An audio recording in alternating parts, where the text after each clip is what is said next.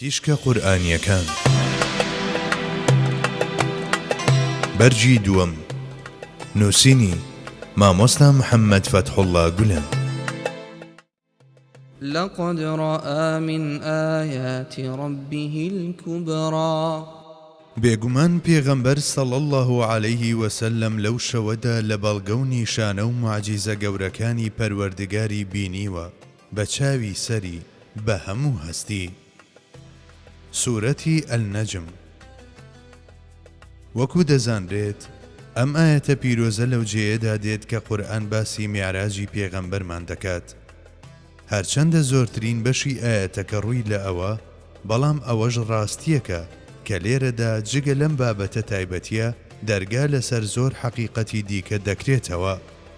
ئەوەی کە پێغەمبەری خوا بە چاوی سەر بەڵگە دەرونی و ئاسۆیەکانی لەسەربوونی خواوەند بینی و پاشان بە مشاهدەی ناوەچی هەستی بەڕەهەندە ڕاستەقینەکانی ئەم شتە بینراوانە کرد و هەڵی سەنگاند، دەرەنجامێک و لوتفێکی ئەم بینینەیە.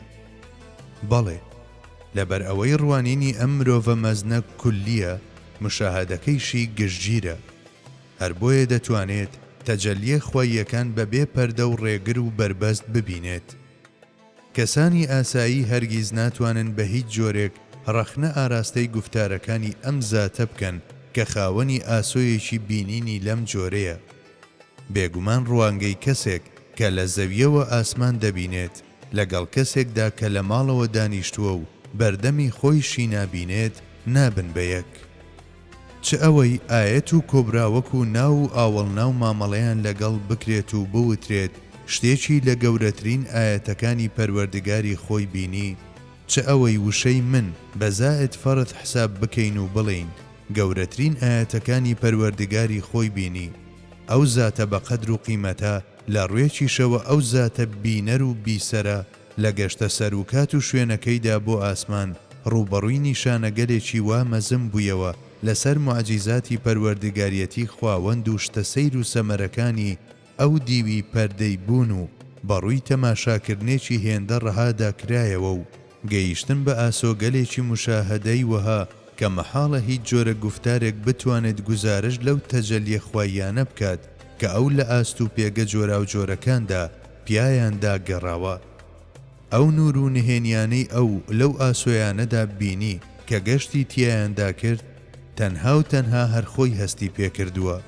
هیچ کەسێکی دیکە مەحاڵە بەو فراوانی و مەزنیە مشاهدەی بۆ بڕەخسێت، چونکە هەتا کەسێک بە هەمان ئەندازە خاوەنی گەورەیی نەبێت ناتوانێت ئایەل کوبراش ببینێت کە واریداتی ئەم مەسەریەتەیە.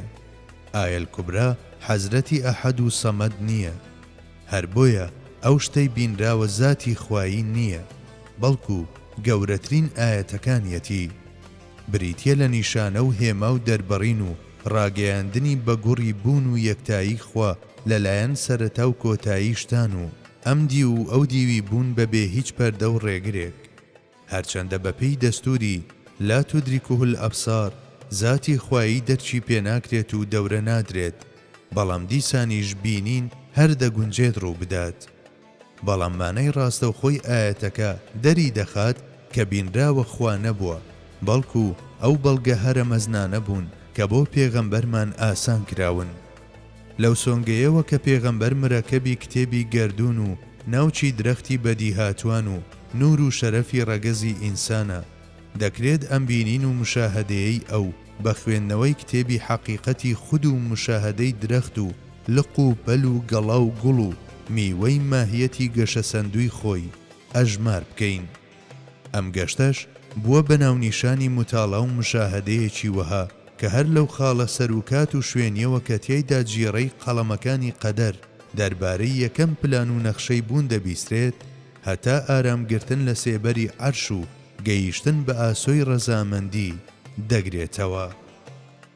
اللهم أرنا الحق حقا وارزقنا اتباعه وأرنا الباطل باطلا وارزقنا اجتنابه.